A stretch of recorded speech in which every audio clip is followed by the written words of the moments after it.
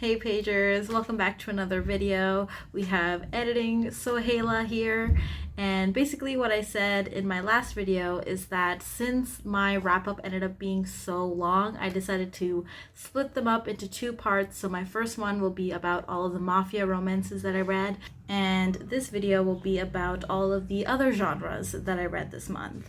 So yeah, let's just get into it. Okay, so next we have our contemporary reads, and for that we'll start off with You Belong With Me by Karen Rose.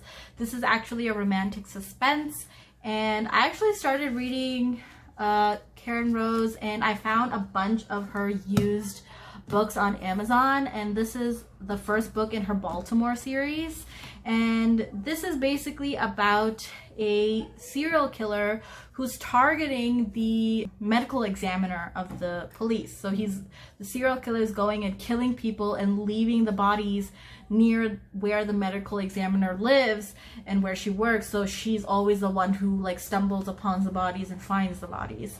So that is where this story starts off. So the medical examiner is like really confused, being like, what the hell is going on?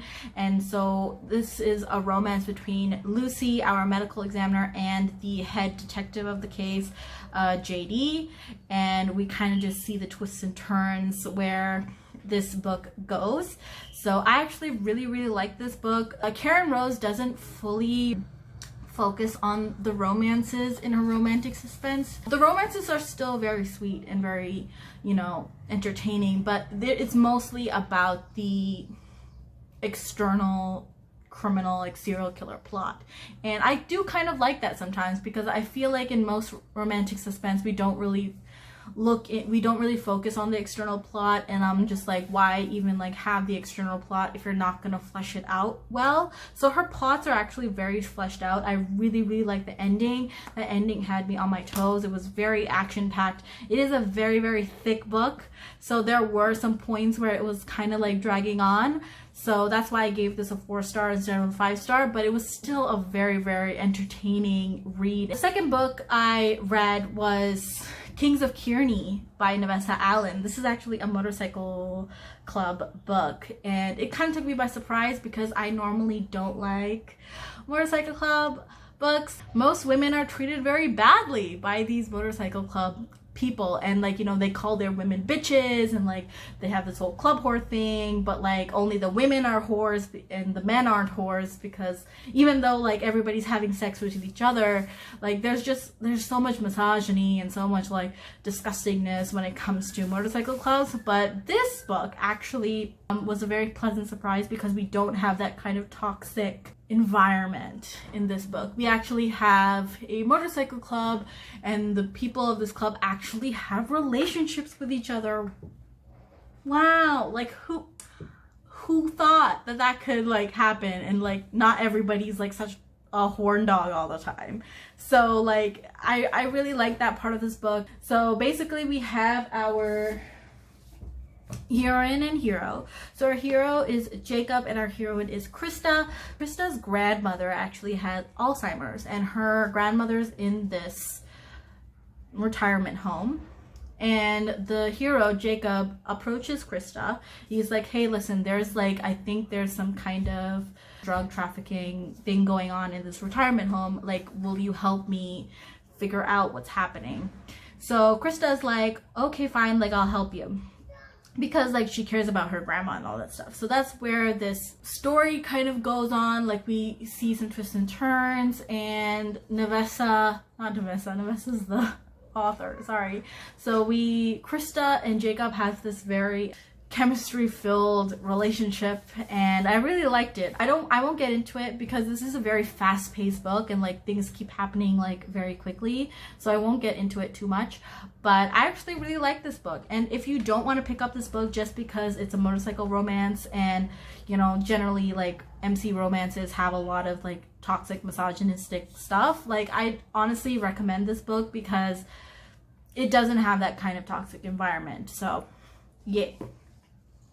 So the next book that I read was, oh my gosh, this was one of my favorites as well. So the next book I read was Second First Impressions by Sally Thorne. I love this book so much. This was actually a gift given to me by one of my best friends. Thank you so much, Sammy. This is actually one of my most anticipated releases of this month. Not this month, of this year. And I really like The Hating Game by Sally Thorne. I also liked 99% Mine. I know a lot of people didn't like that book, but I actually liked that book. It was sweet. So I was really excited about this book. So this book also takes place in a retirement home. Who would have thought?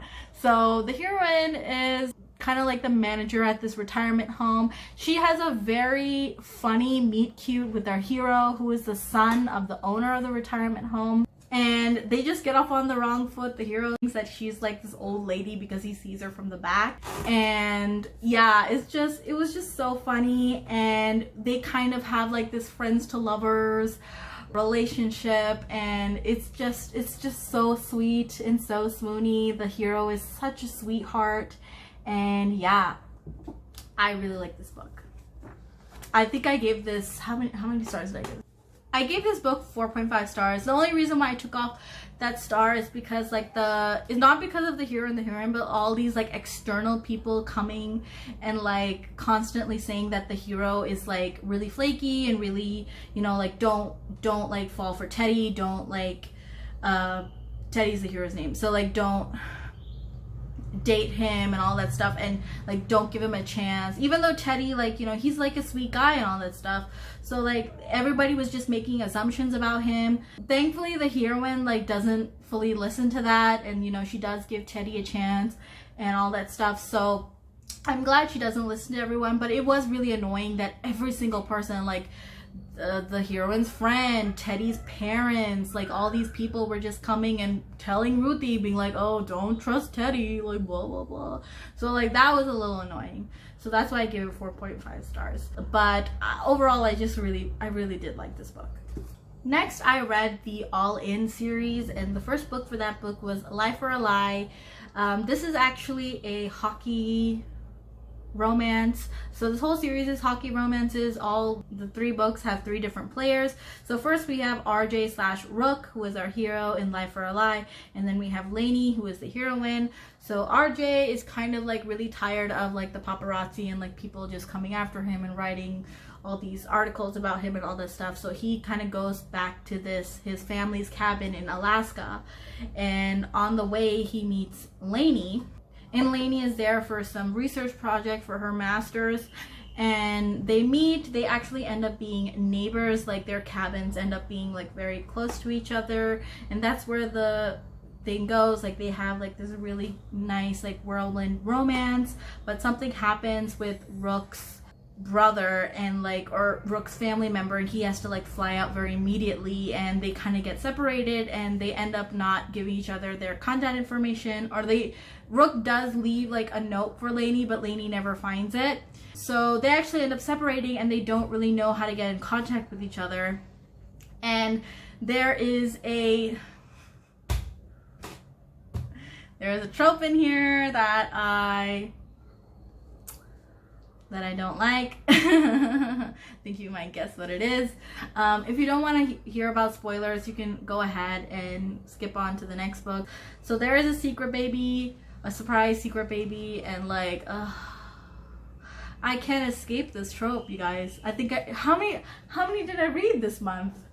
You know, like, so I again, like, it was fine, like, you know, Rook and Lainey, like, you know, they get back into each other's lives, and like Rook, you know, tries to win back Lainey's trust and all that stuff, and it was sweet, but like it's just not my favorite. Like, this trope is not my favorite. This wasn't my favorite. I think I gave this 3 stars. Okay, the next book is A Favor for a Favor. And I actually like this book a lot better. So here we have Bishop and Stevie. So Stevie is actually Rook's sister, and Bishop is Rook's teammate. But Bishop doesn't really get along with Rook, and with good reason. Like, everybody, this book actually made me really, really hate Rook from the last book. And the only reason why I gave this one a low rating, I gave this like 3.54 stars. And the only reason why I gave this a low rating is because Rook was so freaking annoying in this book. Like he kept like getting in between their relationship and all that stuff, and like it's like, who the fuck are you? Like, I understand that you're her brother, but like Stevie can make decisions for herself. Like she, like, not everything's about you. He just really annoyed me in this book, and that just left a really bad taste in my mouth. But other than that, like, Bishop and Stevie's relationship was actually really fun. They're actually neighbors, and they have a very rough start. Bishop actually calls her like a boner killer, and like when they first meet, and it's just kind of hilarious. And they kind of have this antagonistic relationship, but then they become friends, and then they become lovers, and it's just so, it was really fun. I really liked their relationship. It was just Rook that just kind of ruined things for me. So yeah, 3.54 stars for that one. I think let's go for 3.75. Yeah, like that's the final rating for this one. Next we have my favorite book in the series, which is Secret for a Secret by Helena Hunting. Did I say that these books were by Helena Hunting? These books are by Helena Hunting. There, I said it out. So here we have our hero Ryan and our heroine Queenie, and this is very cute. So Ryan is the goalie for the hockey team that this series is following, and Queenie is actually like the, I forgot, the general manager's daughter. So there is that. So like it's kind of like this forbidden relationship. Ryan and Queenie actually have a one-night stand in the beginning of this book, but like Ryan doesn't know who Queenie is, and Queenie doesn't really know who Ryan is. But then when Queenie comes with her father to like meet the team, because she's also her father's assistant, she meets Ryan there, and Ryan sees her, he's like, oh fuck, and Queenie's like, oh fuck, like what, oops. So it's really fun. I really like the relationship between Ryan and Queenie. Ryan is literally the epitome of cinnamon roll heroes. Like he's literally like, if there's a definition of cinnamon roll hero in a dictionary, there'll literally be Ryan's face there. It was so sweet, and I just really loved this book. So yeah, 4 out of 5 stars. I took off a star because there was some like external drama that I feel it went on too long, but like I still really love this book, so I totally recommend. The next section is historical, and we only have one book for this, and it is The Surviving Trace by Calia Reed. And this is actually a time traveling romance. This was on my June TBR. We have our heroine Serene and our hero Etienne.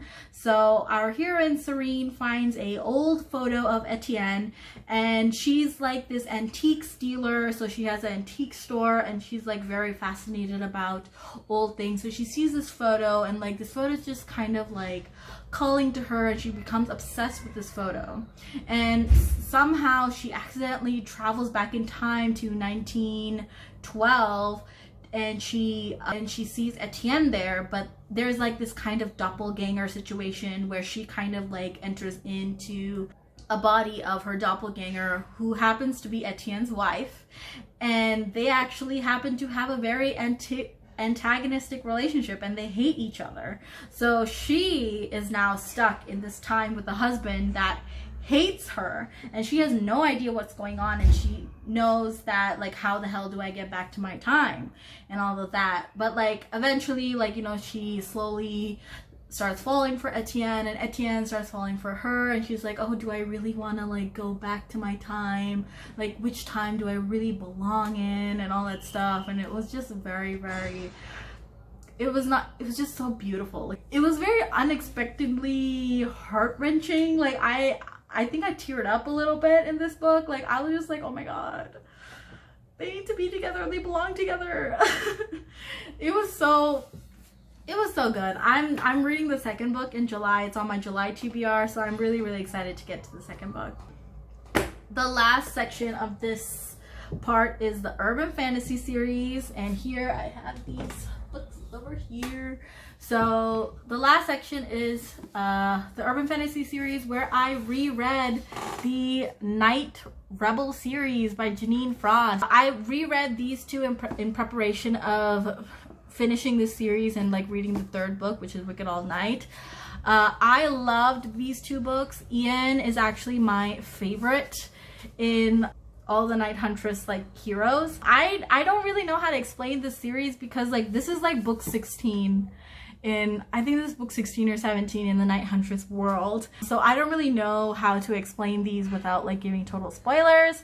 But like basically in Shades of Wicked, we have Ian, who is our hero. He gets into this pact with a demon. Now his soul has a demon brand on it, and he doesn't know how to get this demon brand off. We see this unfold in the Night Prince series, which is Vlad's book. So we see what happens to Ian in that book, and those events kind of continue on in his series. So he now has a demon after him, and there is this law guardian who is basically like a vampire police. This book is about vampires. Did I forget to mention that? So basically we have our law guardian Veritas, who is like basically part of the vampire police, but she also needs to get a hold of the demon that has branded Ian's soul, and she wants to kill him because of reasons. We don't know why she wants to kill him in the beginning, but she's like very focused on getting revenge from this demon. So like she and Ian make a pact together, you know, kill this demon. And I loved this book. I really loved seeing Ian fall in love with Veritas, and Veritas also falling in love with Ian. It was so beautiful. Like I don't know, like of course he's like a reformed playboy, and like, you know, how many times are we gonna like read a reformed playboy? But like this was just so special, especially in the second book, where like Ian like goes after Veritas, and he's just like, you can't, like, don't try to white fang me, like don't try to like run away from me to protect me, like I love you and all that stuff. So like this was just this was very good. I really love these two books. I gave this one 4.5 stars, and I gave the second book 5 stars. I loved those books. So then I read Wicked All Night by Jeaniene Frost. This is the first time I read this. This is not a reread. I'm kind of disappointed. So yeah, so I'm kind of disappointed in this book. I won't get into spoilers, but like I feel like Veritas was very naive in this book, like, and like I feel like she was making the same, like she made like the same mistake that she made in the second book. So like she basically white fanged Ian, and white fanging basically means that, oh, I'm gonna run away from you and I'm going to like break up with you to protect you, like I know what's good for you and all that stuff. And they don't really give their partner a choice in the decision. So Ian actually puts his foot down in this book. He's like, hey, listen, you can't do this again, otherwise we're done. Like, you can't abandon me for my protection. Like, you need me. I need you to let me be part of that decision. So he actually makes that, he puts his foot down, and he's like, he makes that a point in this book. And I really like that. I still gave this book 4 stars. I still loved this book. I loved Ian and Veritas. I just feel like this book was very short, and I needed Ian's POV. Like even in the last two, like even in the last two, I feel like, I feel like we need Ian's POV, and not just in this series, but also in like the Night Rebel series and even the Night Huntress series. We very rarely get the hero's POV. We only get the heroine's POV, and I just feel like we needed it, because there was a point where Veritas and Ian were separated in this book and in the second book, where it would have been benefited from having Ian's POV and just to realize what he's doing, because I feel like a whole chunk of the story was missing, because like we didn't know what Ian was up to, and we didn't know what was going on in his head and all that stuff. So I really wish we had Ian's POV in this book. But other than that, I still really love this book. I still love Jeaniene Frost, and I still love Ian and Veritas. They are my favorite couple of the entire series. I love them. I hope we get more books of them eventually. Like, this isn't, I think Jeaniene said that the next book might be like another Vlad book, and I do like Vlad. He's not my favorite. This is the last Vlad book. I do like him. He's not my favorite. He also is a very prevalent white fanger, you know, like he constantly does that. So it's like, that's another thing that annoyed me, is like, what, like, you know, we see the same types of mistakes done by different people again and again and again. But yeah, this has like a really nice step back though. Look at that step back. Sexy. But yeah, that is what annoys me, but I still really love these books. So yeah, highly recommend. So yeah guys, that's it for today's video. I know it was a really long one. I'm really sorry, but I just needed to talk about this and get my feelings out of the books that I read. So I really hope you enjoyed. Give me a like and subscribe if you want to see more, and I'll see you in my next video. Bye bye.